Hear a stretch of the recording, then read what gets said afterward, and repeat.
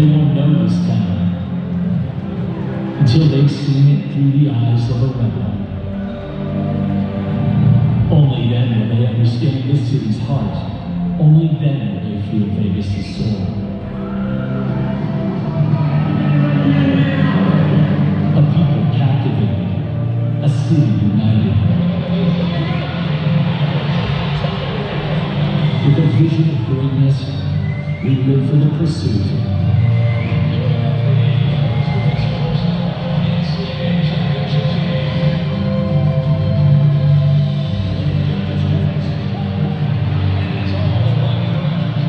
Young rebels in search of glory, discovering brotherhood is the journey. We run for you, we run for each other. We are the Running Rebels. Let's go.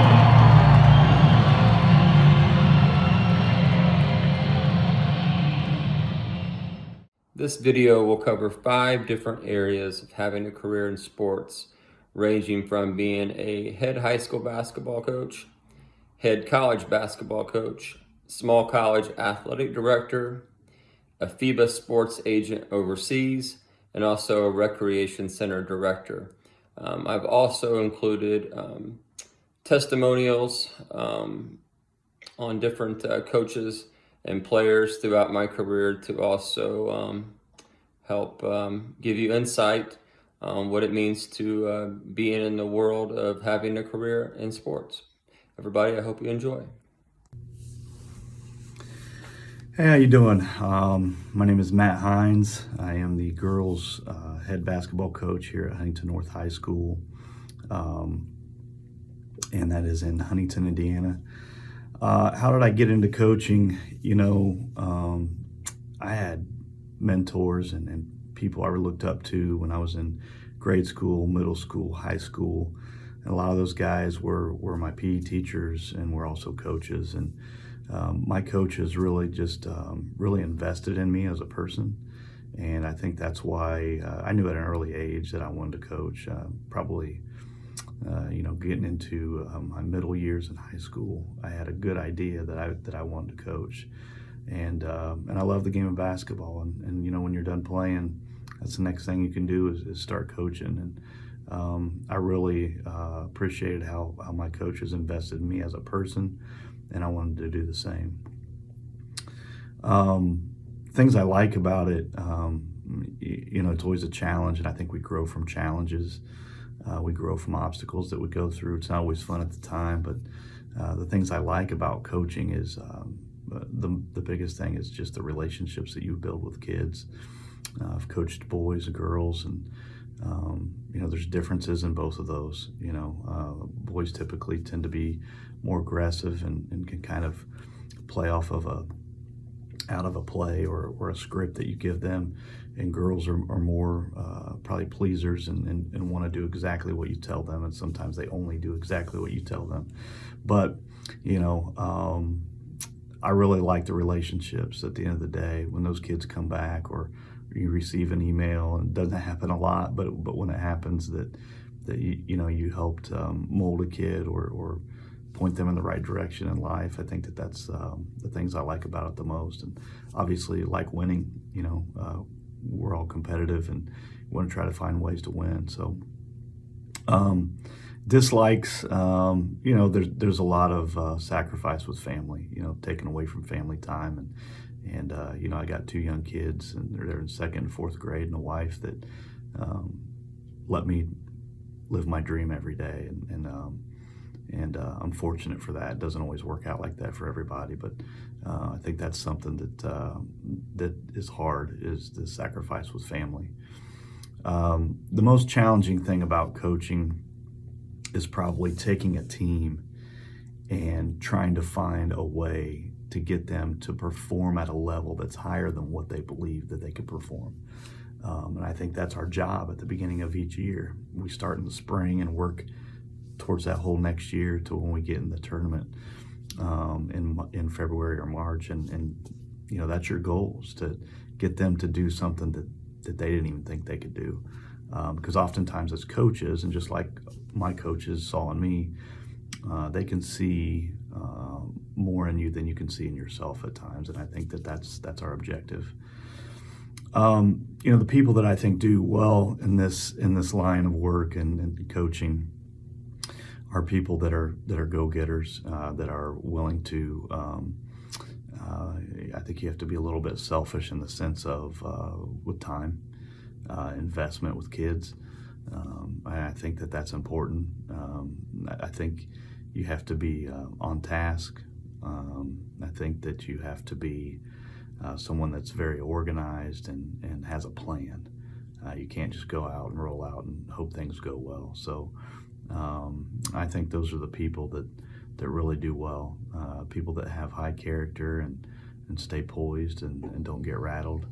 If you wear your emotions on your sleeve all the time in this line of work, it's going to be a short career for you. And then lastly, my ultimate career goal for coaching is just to build champions.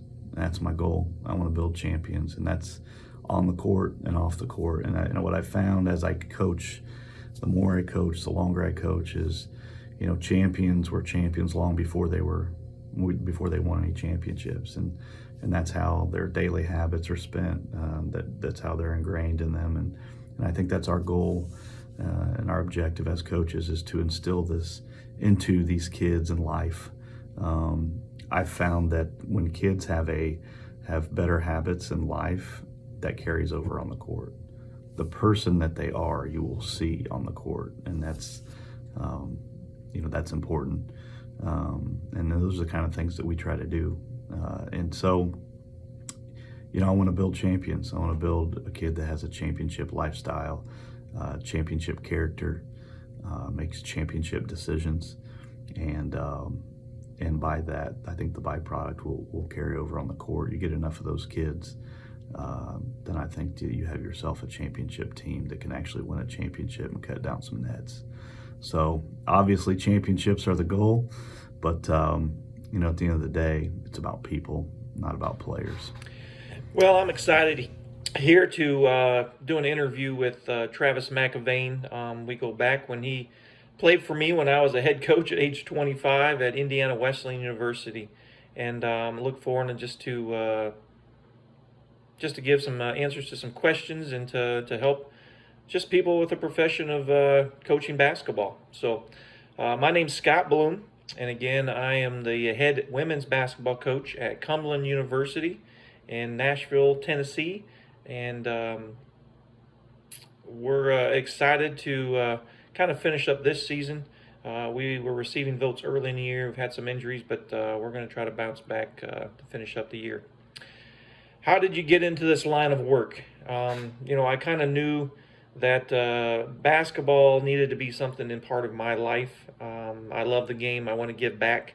I was an Indiana All-Star in 1988 with the likes of Sean Kemp, and then had the opportunity to play at Valparaiso University, and then transferred to a Grace College Christian School, NEI, won a NEI National Championship in 1992, and then was blessed to play professionally in Portugal. And so while my time in college, I knew I wanted to be a coach, and so I kind of pursued to be a coach, and then the Lord just blessed me and gave me the opportunity to be an assistant at Indiana Wesleyan at age 25. Our head coach resigned at Christmas. I was named interim, and then our team just kind of turned around. We actually won the NCCAA National Championship my first year coaching, and then I was asked to be the head coach, and that started my career as a head coach for 25 plus years.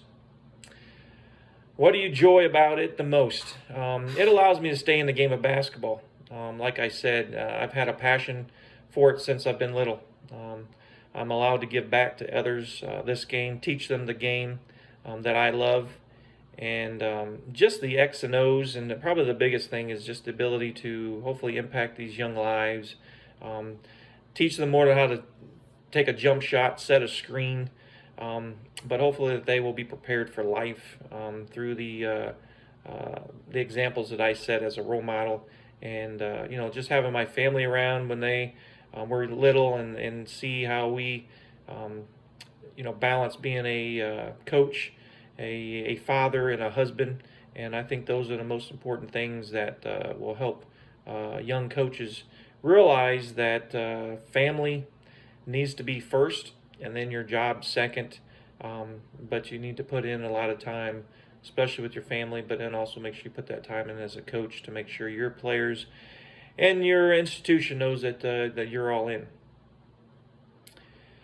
What's not so great about it? The problem is to think about this questions. Not so much. There's not a lot that I don't think is great about it. I would say though, in the past 8 years, is trying to encourage my players to become young adults and not allow the parents to dictate or complain about the coaches and they're not doing their job, or they're not very good, or this player should play more, and you should play more. That's probably been the biggest thing that has been discouraging with a lot of coaches. And the thing is, kind of going to profession of teaching too. It's just the parents are trying to get more involved, and I want my young ladies to realize that this is the time that you got to kind of begin to grow as a person, and you come and talk to the coach, and you ask why I'm not playing, or what do I need to do to play more. And so hopefully that will kind of reverse itself here in the next few years to allow coaches to be coached and the players to be coached by us, and allow them to grow as individuals. What's changing in the sector? Interesting question. It almost kind of goes with the one before that, but I think the biggest one that I've talked to my coaching friends at all levels is the entitlement of players' mentality. The days of working hard for 2 years and earning a spot on the floor is kind of over. Parents and players are ready to blame coaches, and they enter the transfer portal. NEI, we don't really have a transfer portal, but kids are transferring right on out as well as the NCAA Division One. We need to get back to working at our game and show the coach that you have to play me because I'm too good to sit on the bench. And I've had boys that played sports. I have a young son right now that's playing in college, and we have those tough conversations. I said, hey, you got to do what you need to do in practice to show the coach that you have to play you. And so that's something that I wish more parents would kind of press towards their players and their own daughters and sons, that hey, you got to work at it. And just seeing some of the great stories. You see that Stetson Bennett, the quarterback of Georgia, and was a walk-on and transfer, and all. Now he's won 2 national championships. He took his time and made it happen. And so that's kind of the biggest thing that's probably changed in our sector. What's the most challenging part of your job? I think for me, as I've gotten older, is just worrying about what others think of me. You want to try to please everybody. You're not going to. So as a young coach, you got to be willing to maybe have 10 players love you, 10 parents love you, and then there's going to be 4 or 5 that just do not like you and think that you're the worst coach in the world. And if you allow that to tear you down, and you worry about those 5 rather than the 10 or the hundreds that you have impacted, then it'll be a tough profession to kind of continue in. And so I think, for me, it's be yourself. Don't try to change what you do or your personality because someone else tells you need to do it like this. I've learned early in my years, Coach Jim Kessler, head coach at Grace College, told me if you go into this profession, you do you and don't back down. And I know I had a tough decision when I was a coach at Indiana Wesleyan when I had to resign and leave. But I stayed true to what Coach told me and what the Lord has given me the abilities to coach. And when I resigned, I had a job within a couple months as a head coach up at Trinity International University in Chicago. And so the Lord blessed me, and I've still been a head coach all these years. And so I feel like I've stayed true to what I feel is important as a coach, and that's developing young men and women. I may not be the strongest discipliner and make us run till we puke and get on them, but I definitely want to make sure that they enjoy the game as they play it. But also, I'm big on details and making sure that they have those down over and over. What kinds of people do well in this industry? the ones who are passionate about teaching the game of basketball and developing young people's lives over wins and losses. I think if you get caught up in going into this profession to be the winningest coach in the history, I think that's a good goal, but I think it'll wear you down. I think burnout is real, and I think you got to make sure that, like I was saying before, if you have a family, they have to be your priority. My one rule was I try not to take work home with me and sit at home and watch game video and prepare for practice and all that stuff. When I went home, I tried to be home with my kids and with my wife. Second thing, you got to love this game. Driving 3 hours one way to watch a kid play and don't think they can fit in your program, you got to drive 3 hours back. And so you do that for many, many years. And so you kind of know when it's done. I've heard you kind of know when to retire and be done coaching. Right now I have too much passion for this game. I enjoy going out recruiting, enjoy teaching the game every day. And so I think if you're going in this profession, you got to just have a love and passion for it, and be excited to get up every day and go to work and teach these kids how to play the game, but also teach them the game of life. What's your ultimate career goal working in the career of sports? I've been living it for the past 28 years. I became a head coach at age 25 and still going. I want my legacy to show that I cared for my men and my women lives outside of basketball, and they are productive husbands and wives, moms and dads, and making a difference in our society.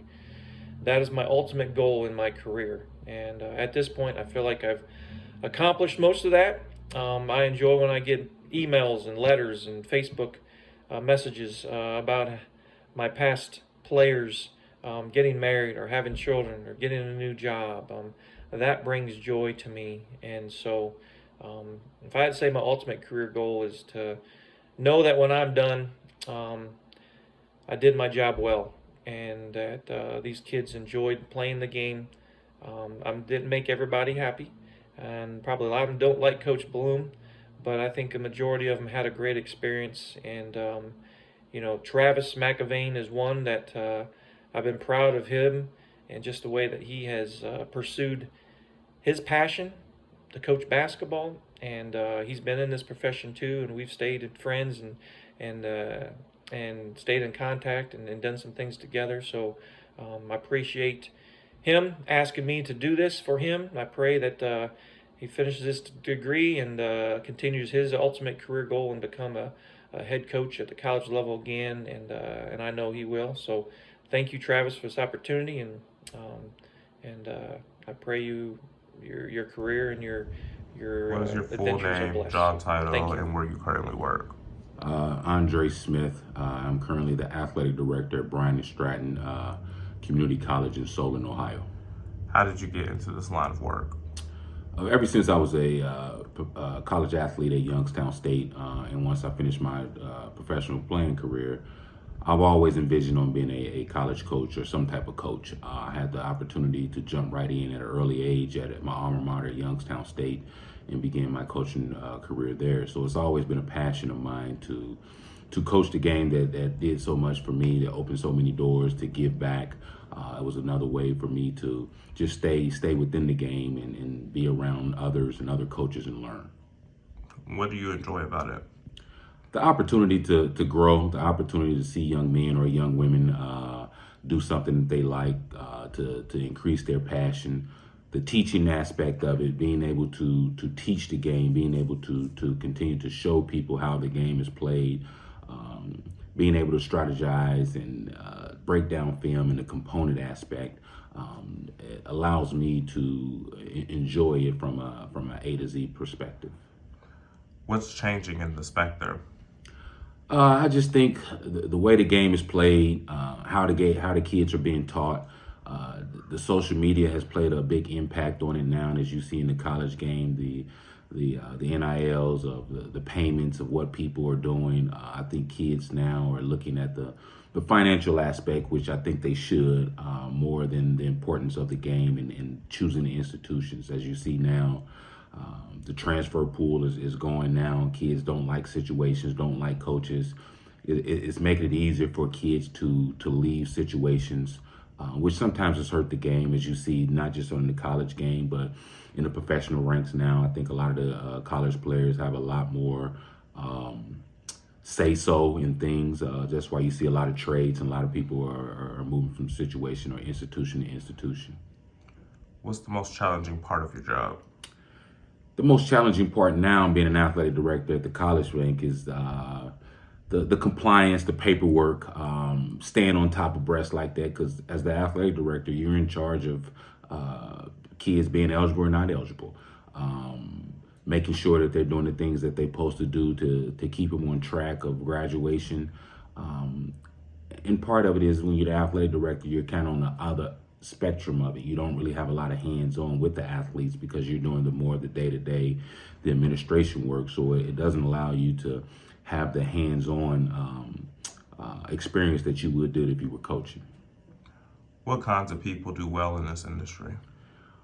One's number one, I believe that understand athletics, understand the student athlete, understand what goes on to be a student athlete. Individuals that have a passion for it, ones that have the understanding, the ones that can have a lot of patience, because you have to have a lot of patience dealing not only with the student athlete, you're dealing with professors, you're dealing with parents, you're dealing with other universities, organizations, officials, administration. So having a lot of patience, understanding is some of the key points. What's your ultimate career goal working in this career of sports? It's continue to grow, continue to be an athletic director. I've been a general manager in some professional leagues. So I think continue to grow, get to the highest level I can in some point of administration. If it's at the professional level, being a general manager, we'd love to still get back into the coaching realm of it. But I think being an athletic director is one of my goals, the goals that I've achieved. It may be to get to a higher level, meaning higher than the junior college level, where obviously you have more resources and more staff, but it also allows you to interact and network with others. Pros and cons of being a sports agent and the pay structure. So the higher you get your client, your athlete, a playing contract, 10% of it you make. So if you're getting him a $10,000 a month playing opportunity, you make 10% of it, which is $1,000. So if you have 6 such clients who you are able to find a playing contract of that amount, then you're making easily about $5,000 to $6,000. But if you are sending him to a league where he is paid $1,200 a month, then you're getting only $120 of him. So that's something that you have to work on, signing up the best talent. Don't just sign up any talent, because you can have 100 clients, but can you find a playing opportunity for 100 clients? So you rather have 5 clients who are one of the best potential talents, and then find those 5 a playing opportunity. And the majority of the revenues that an athlete earns is from his off the field playing contracts. So if I can give you an example, Roger Federer made only $35,000 in prize money by playing tennis, but he made $90 million from his off the field assignments. So as an agent, if you can find your athlete, your player, a professional endorsement somewhere, a sponsorship, an advertisement, a contract where he can go and make some extra money, this is where as an agent you can have a 30% commission on that. So for example, if you find him $100,000 advertisement endorsement, commercial endorsement from some sneaker company, any company for example, you stand to make about $30,000, $20,000 at one go from that. And you can maximize his earnings by improving his social media profile, his public profile, etc., getting more of the field opportunities. That's where you make the maximum money. But as an agent, under FIBA rules, you cannot charge a player more than 10% of his paying contract. So this is the cons and the pro of being a sports agent. Hi, my name is Mark Davenport, CEO of DTR Sports, based out of New York City. DTR Sports is a sports agency that manages professional athletes who play overseas in different countries, regulated under the FIBA rule. Some of my players play in Europe, some of my players play in South America, some are in Asia. I've connected with different people around the world who've helped me to place these players, and I've connected with different agencies and that are bigger than me. In order to place these players, there's different agencies, like specifically in Europe, where you kind of have to use your connections in order to get guys. So some of the pros and cons about this industry are, I think, I'll say some of the pros. It gives athletes an opportunity to continue to play basketball after college. It gives guys an opportunity to continue to grow and learn themselves and expand their horizon. You get to travel the world. I think that's one of the keys for a lot of my clients. They get a chance to actually see, outside of their, upbringing and what they know from their day to day. I think some of the other pros is guys that get to learn different brands of basketball.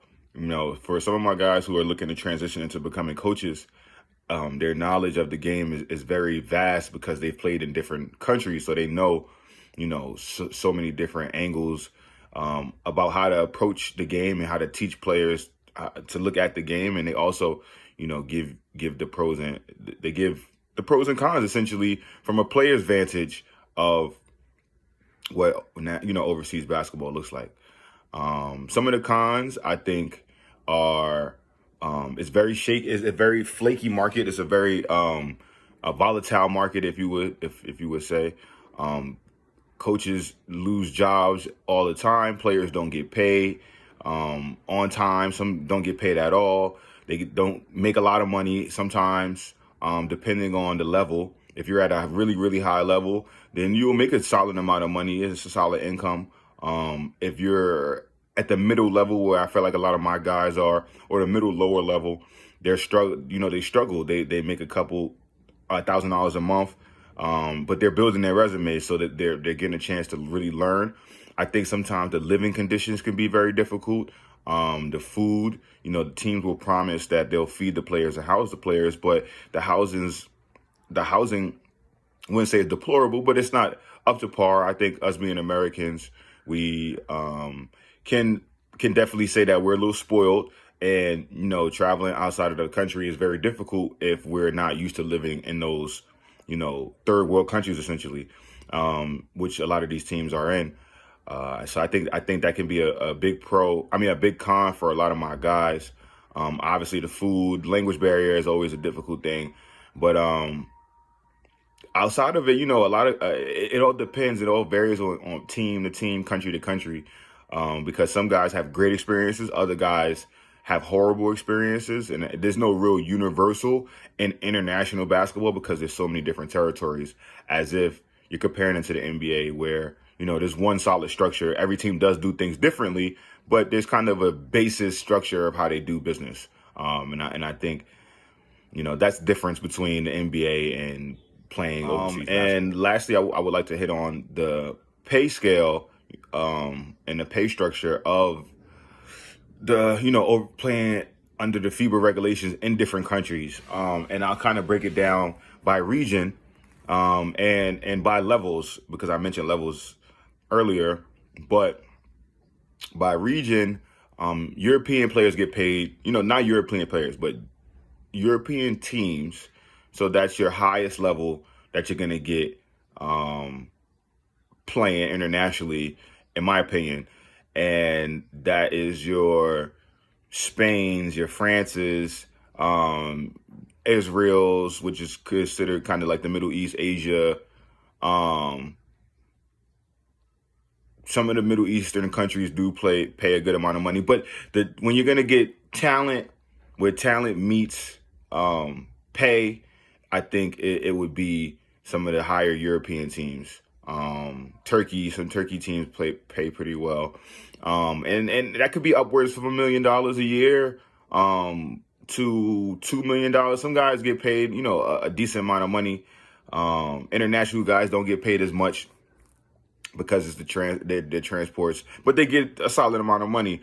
And I think after that, you have your second level guys who some guys get $10,000 a month.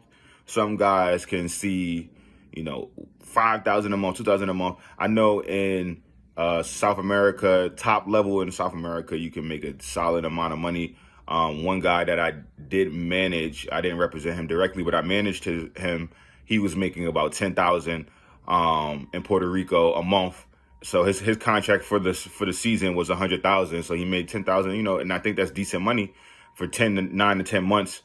I think that's great money to play a sport. And then there's guys that's at the level where they're, offering $800 to $1,000 a month. And that's a super, super low level. And there's guys from like the Division III college levels, Division II college levels, even some Division I's that have to take that in order to build themselves up and build their resume. So I think there's a lot of guys right now. Some are a part of my agency, some aren't. Some guys in my agency are making some solid money, and then some are still trying to get to that next level. But I think the pay structure is very vast, and it's not like the NBA, not whatsoever, because there's so many different moving parts. My name is Kiana Bickham. I'm the Senior Program Coordinator here at Dakota Center. Started out working with the after school program, which is our youth program here. My first year here, we started a basketball program from the ground up. Before in the past, Dakota Center was known for basketball, so we wanted to bring that back to the community. It was very hard doing it from the ground up because you have to have a lot of volunteers and a lot of supporters to help build the program, recruiting the kids. It was really hard because we had to get back into the neighborhoods, find the kids that were interested, and be able to find funding to help support the program. Our first 4 years of basketball was funded strictly by the parents, donations from organizations and the parent support. Going into our 5th to 6th year, we were able to get funding from some donors, local donors who wanted to sponsor a basketball team, which we did that, and now our program have grown.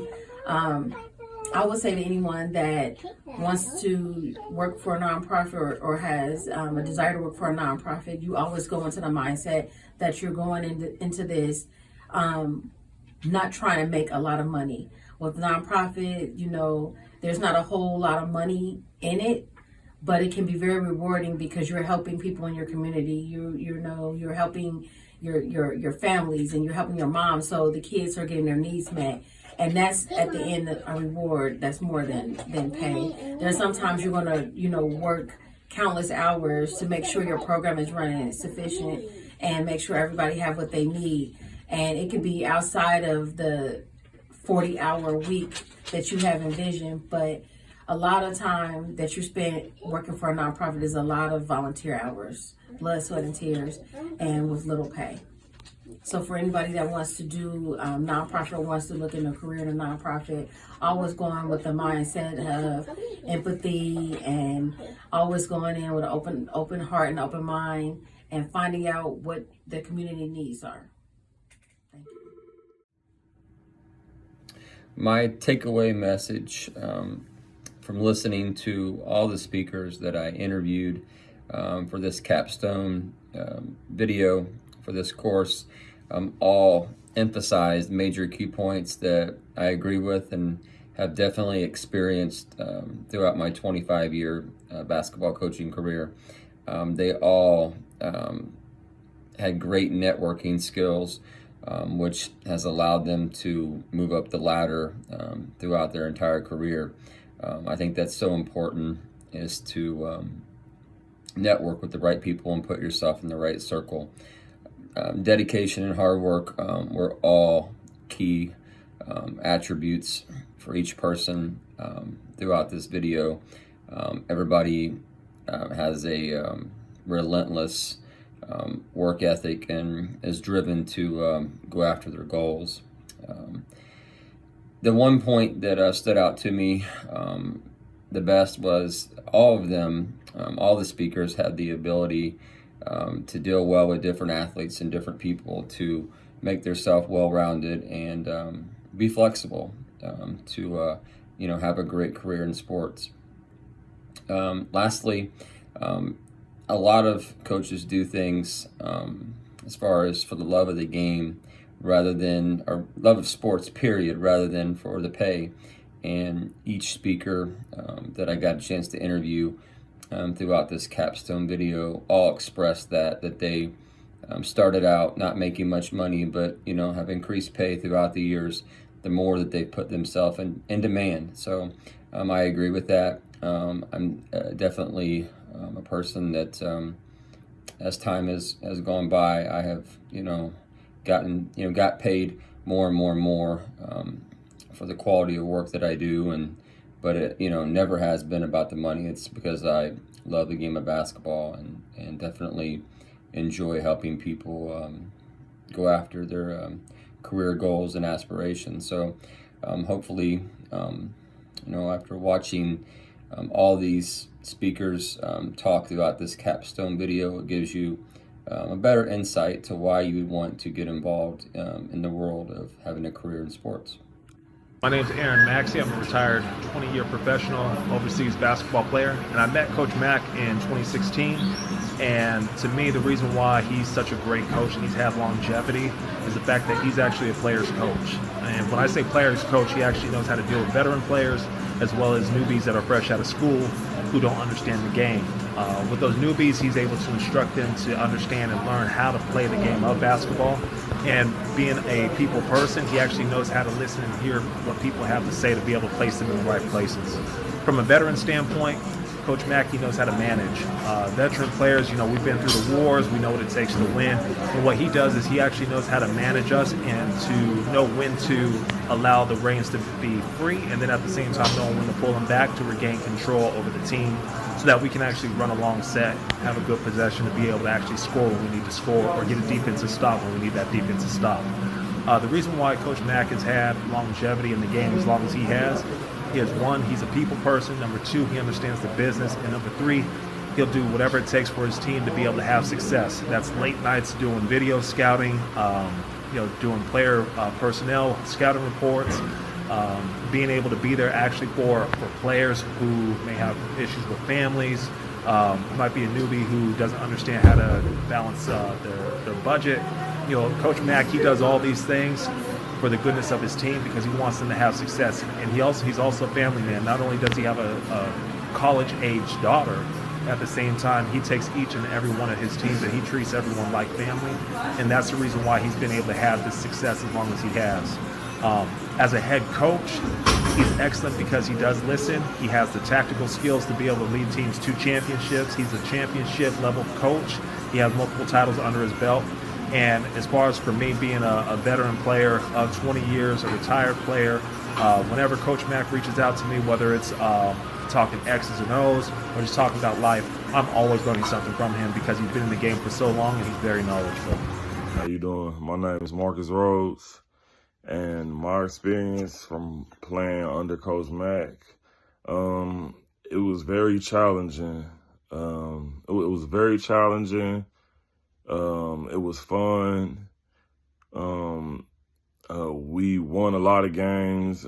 He held every player accountable. And he also gave everybody a fair opportunity to get better and a fair opportunity to gain playing time. My opinion of Coach Mack as a coach, he was a coach, but he was also a father figure. He was a mentor. He just always got the best out of everybody, and he always challenged everybody. I think that Coach Mack, he has always succeeded as a coach because He was always fair. I felt like he gave everybody a fair shot, and everybody respected him for that. And I just strongly believe, as long as I've known Coach Mack, which I've known him for a while, he's always led. He's always brought more opportunities for me and my buddies, my teammates. He just always opened up doors for me and everybody around him. And I think that's why he's always been a successful coach, ambassador, and everything else he is. Yeah, that's Coach Mack for you. Thank you. How you doing? My name is Chris Owens, former NBA player, former European player. I just want to talk a little bit about Coach. First, I played at the University of Texas, when drafted to Milwaukee, traded to Memphis, spent a couple of years there, went overseas, played all over Europe, and I had the opportunity to play with Coach, or play for Coach, on a special trip representing USA and Taiwan. In my opinion, Coach is a really, really good coach at being able to, just be innovative with his schemes and his game plans, and being intense and into the game, and being able to make proper adjustments. Overall, he's a great guy. He's what I like to call a player's coach, always attentive to the game, but as well as to the players and the players' need. My experience with Coach has always been a great one. Great man, great guy, and that's important to me because it's not only about coaching but also building up young men. I think Coach did an excellent job and still continues to do such a good job with young players, and look forward to his next endeavor in the future. All right, thank you. I believe Coach McElvain will aspire to high levels. Anytime you have a passion for what you do, you're good at it, you're knowledgeable about it, people can see your passion and what you're doing. I just think the sky's the limits, and he's no different. I can easily see him being a Division I college coach, professional coach.